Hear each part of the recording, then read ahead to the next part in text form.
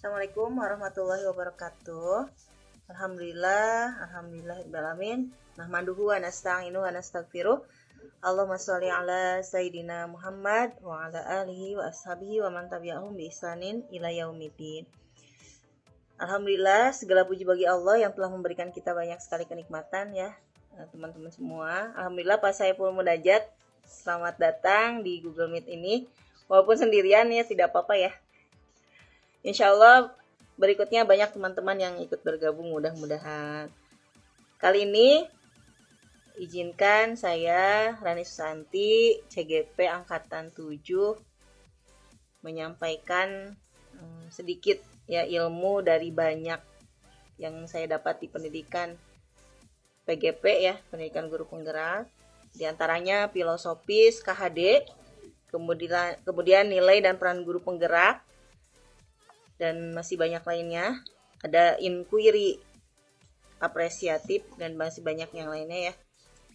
Nah, di saat ini saya ingin menyampaikan bagaimana pendapatnya Ki Hajar Dewantara ya.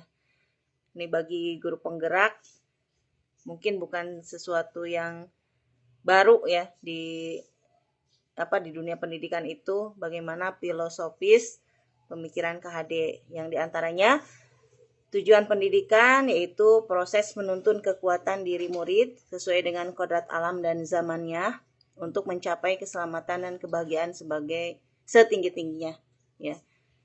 Kemudian anak merupakan sebuah kertas dengan garis-garis yang samar.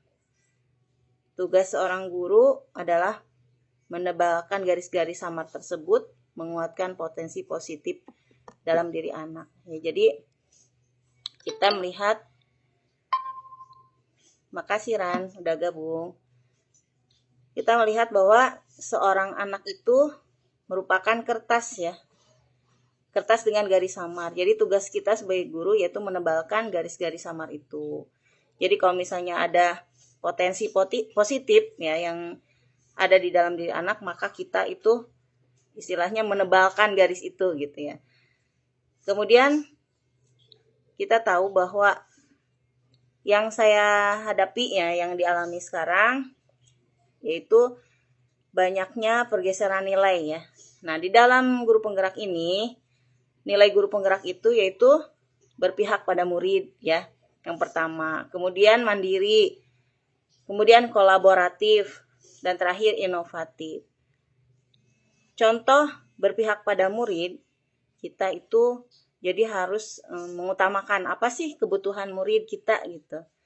Kita lihat setiap anak itu kan unik ya, punya masing-masing kebutuhan.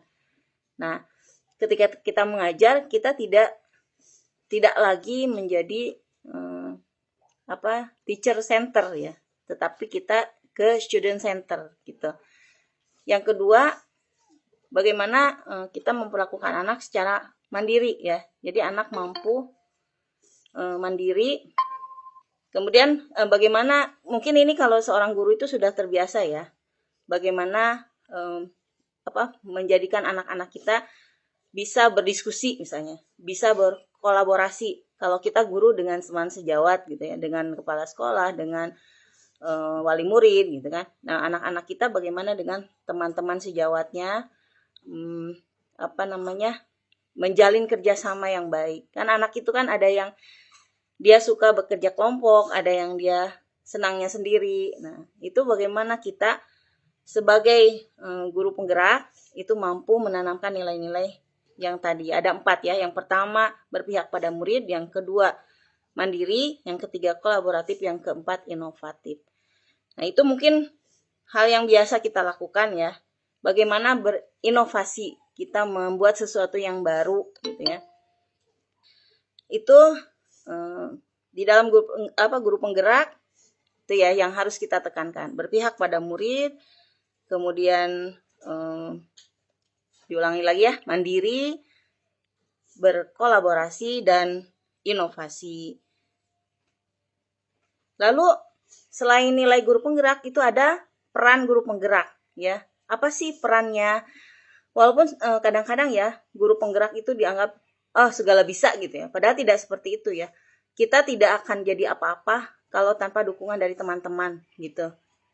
Guru penggerak itu tidak akan bisa bergerak kalau tidak ada dukungan dari kepala sekolah, dari teman-teman, kemudian dari murid ya, dari wali murid. Itu kita tidak ada apa-apanya gitu. Kalau kita tidak kolaborasi tadi ya, bagaimana menjalin kerjasama dengan orang-orang sekitar kita. Nah, selain nilai ada peran kita gitu. Peran kita sebagai guru penggerak itu apa? Yang pertama adalah pemimpin pembelajaran. Semua manusia itu kan pemimpin ya, khalifah di muka bumi ini gitu. Nah, sebagai guru penggerak bagaimana kita mampu memimpin pembelajaran? Memimpin itu dalam arti kita menguasai betul gitu apa yang harus kita lakukan dari awal sampai akhir gitu ya. Kemudian menjadi coach bagi guru yang lain ya.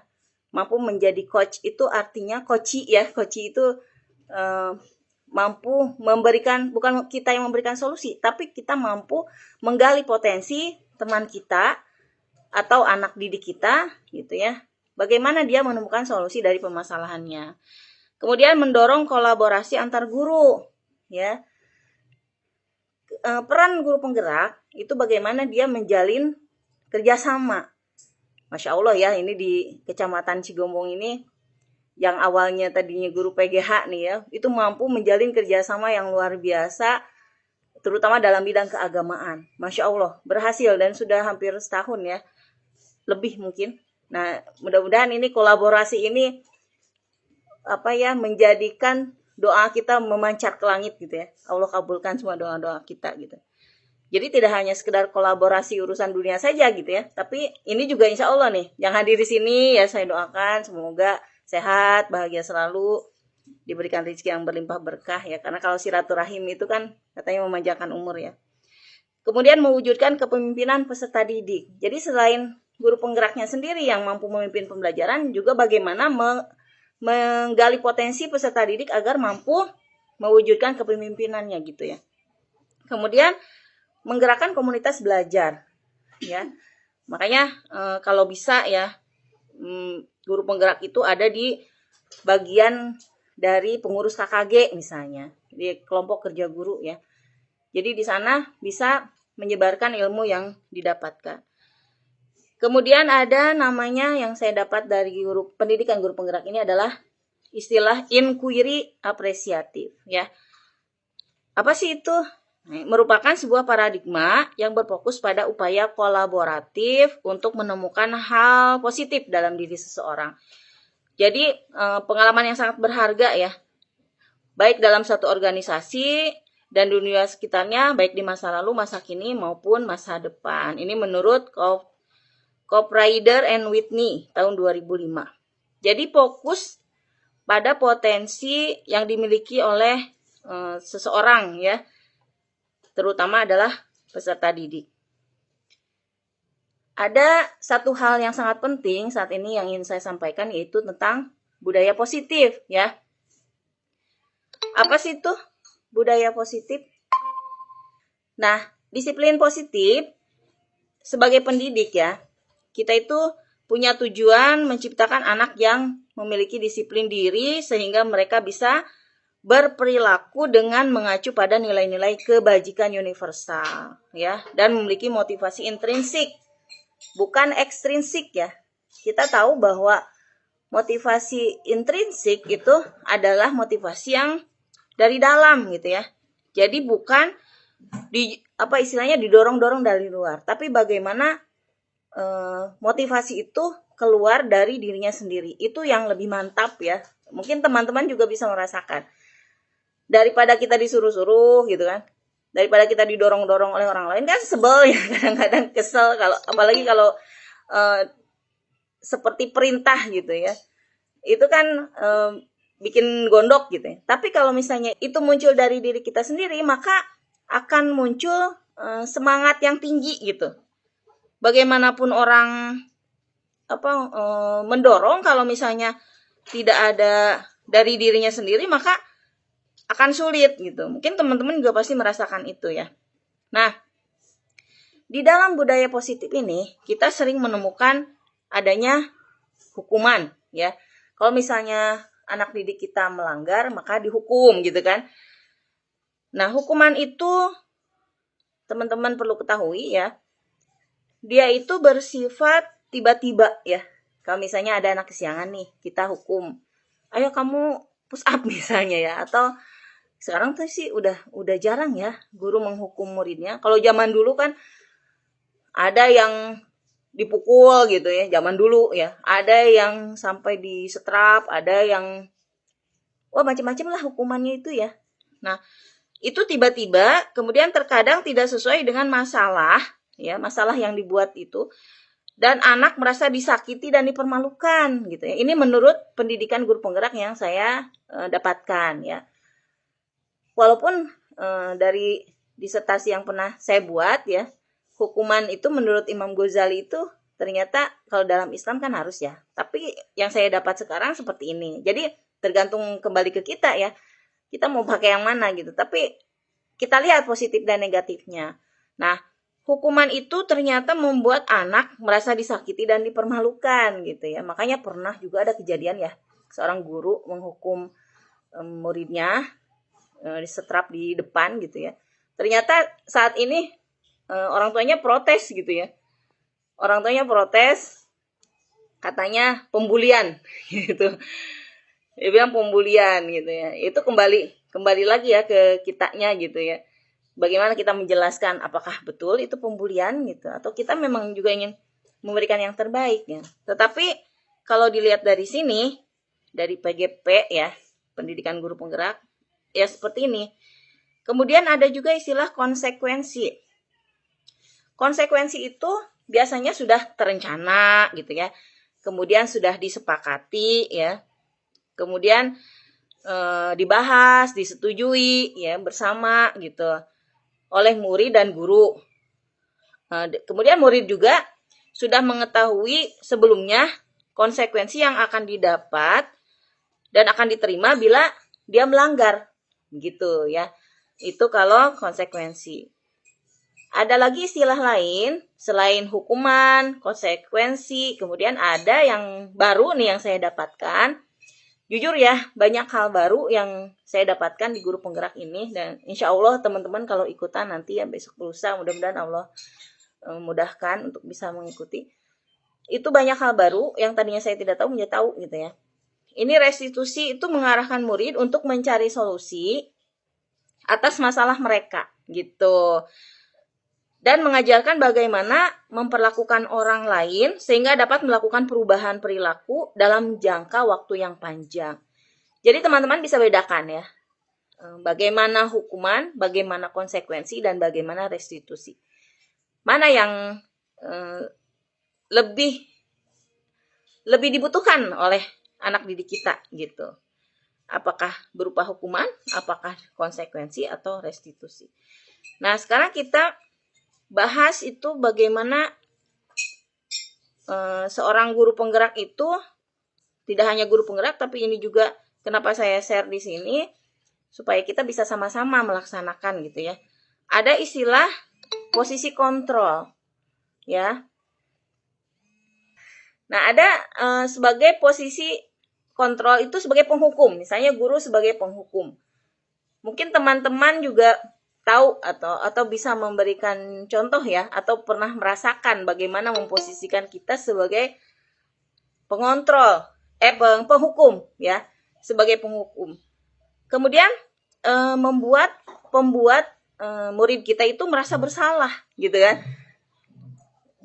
Bagaimana contohnya misalnya? Bagaimana sih kamu misalnya? Kok jam segini baru datang misalnya? Itu ya itu posisi kontrol pembuat merasa bersalah begitu. Sebagai orang tua saya sering sekali melakukan itu ya kepada anak misalnya. Gimana sih kamu gitu. Jadi kadang-kadang dengan halus juga, tapi padahal itu menanamkan kepada anak didik kita, kamu salah loh gitu. Sehingga anak merasa, aduh gitu ya. Iya ya saya salah gitu. Ada juga seorang guru itu bagaimana posisi kontrol dia sebagai teman gitu ya. Memposisikan sebagai teman. Kalau teman-teman semua sudah punya anak ya, enak gak sih kalau misalnya, atau dengan orang tua kita nih, orang tua yang ngobrol dengan kita itu enak gitu ya, kayak dengan teman gitu. Beda dengan kalau misalnya sebagai seorang penghukum gitu ya. Nah, ada sebagai teman. Kemudian ada juga sebagai pemantau ya. Sebagai pemantau. Jadi memantau gitu ya. Hanya mengawasi gitu kan. Kemudian ada yang kelima itu sebagai manajer. Manajer itu kan artinya seorang yang mengelola dengan baik ya, memiliki perencanaan dengan baik gitu. Kemudian dia mengevaluasi gitu kan. Jadi tidak menghukum, tidak membuat merasa bersalah gitu ya. Dan juga tidak menghukumi gitu ya, ngejudge gitu ya. Gitu. Jadi bagaimana sebagai manajer. Nah, di dalam budaya positif ini ada istilah membuat keyakinan kelas ya, atau peraturan kelas. Pasti berbeda ya. Jika kita membuat peraturan sendiri nih, guru membuat peraturan sendiri dengan kalau kita membuat keyakinan kelas gitu. Contohnya kita minta kepada peserta didik kita gitu ya. Anak-anak, ayo masing-masing membuat kesepakatan kelas atau keyakinan kelas. Coba buat satu kalimat misalnya yang menyatakan bagaimana kalian akan merasa nyaman di kelas ini gitu ya. Supaya kalian merasa nyaman di kelas ini, apa yang harus kalian lakukan misalnya. Itu yang kemarin pernah saya lakukan. Yang pertama misalnya, 1, jangan ribut gitu ya. Tapi mereka yang buat sendiri, kita mah hanya menjadi manajer gitu ya, melihat apa yang mereka lakukan gitu. Mereka tulis di kertas warna gitu. Kemudian dikumpulkan. Nah, jadilah nanti yang mirip-mirip misalnya digabung gitu ya. Jadilah peraturannya jadi 10 misalnya. Setelah kita lihat, kemudian kita minta kepada mereka disepakati itu ya, keyakinan kelasnya atau peraturan kelasnya. Kita buat kita susun gitu. Kemudian disepakati gitu. Akan berbeda kalau aturan itu mereka yang buat sendiri gitu, dengan kalau gurunya yang membuat gitu. Nah, dari situ akan muncul tanggung jawab gitu kan dari mereka, dari peserta didik itu. Nah, keyakinan kelas ini membuat murid kita memahami tujuan dari sebuah peraturan ya. Sehingga mereka dapat melaksanakan tujuan itu dengan sukarela gitu ya. Jadi dengan sukarela tanpa paksaan, sehingga mereka dapat melaksanakan tujuan membuat peraturan itu bertanggung jawab ya. Selain sukarela juga bertanggung jawab, karena seseorang akan lebih tergerak dan bersemangat untuk menjalankan keyakinannya daripada hanya sekedar mengikuti serangkaian peraturan tertulis tanpa makna. Seperti itu ya teman-teman ya. Jadi akan berbeda gitu ya. Nanti kalau misalnya diterapkan oleh teman-teman di kelas ya, bagaimana anak-anak kita melakukan keyakinan kelas itu atau membuat keyakinan kelas itu gitu. Terima kasih Isma sudah bergabung.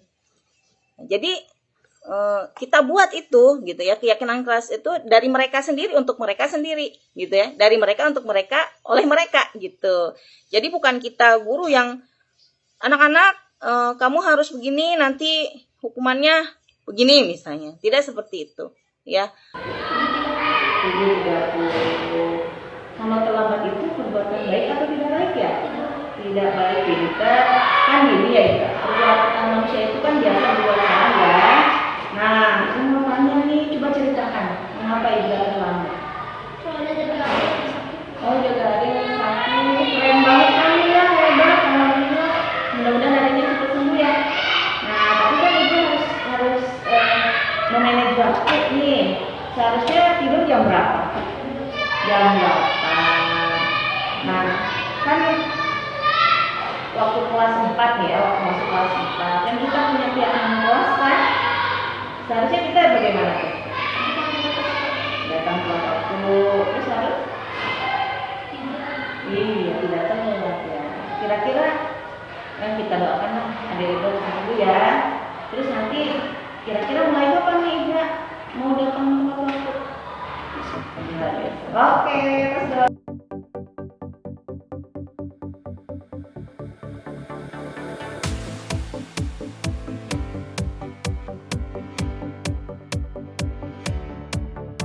Assalamualaikum warahmatullahi wabarakatuh.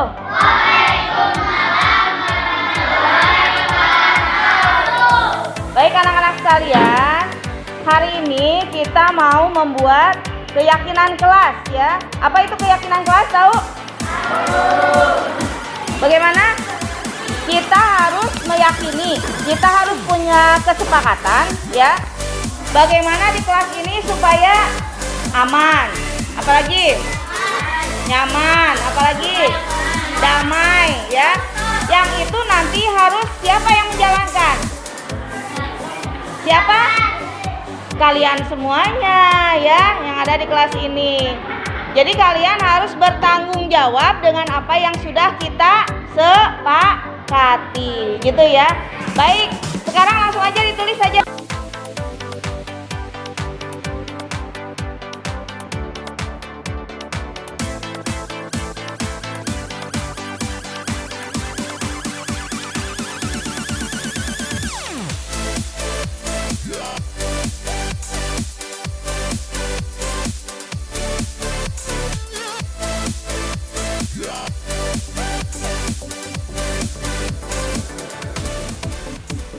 Assalamualaikum warahmatullahi wabarakatuh.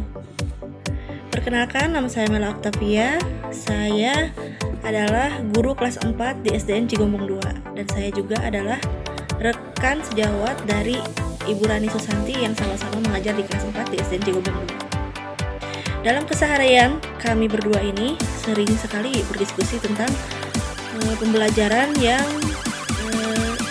kami sampaikan kepada anak-anak, dan sering sekali juga kami mendiskusikan permasalahan-permasalahan pembelajaran yang ada di sekolah yang setiap harinya kami temukan dan kami diskusikan bersama apabila ada permasalahan yang harus kita pecahkan. Nah, setelah mengetahui keyakinan kelas dan segitiga restitusi, saya jadi tahu bagaimana seharusnya peran guru untuk para peserta didiknya di sekolah. Assalamualaikum warahmatullahi wabarakatuh. Perkenalkan, nama saya Neng dari kelas 4 SD. Setelah Neng tahu keyakinan kelas dan semua teman melaksanakannya, Neng jadi lebih bertanggung jawab melaksanakan keyakinan kelas tanpa harus dipaksa dan diberi hukuman. Alhamdulillah, terima kasih Rani. Assalamualaikum warahmatullahi wabarakatuh. Saya Muhammad Satrio Wirawan dari kelas 4B wali kelas Burani. Setelah saya belajar dengan Burani, saya lebih tahu bahwa belajar adalah hal yang sangat penting untuk menambahkan kita ilmu, dan belajar tidak boleh malas-malasan. Kita harus belajar untuk mencari ilmu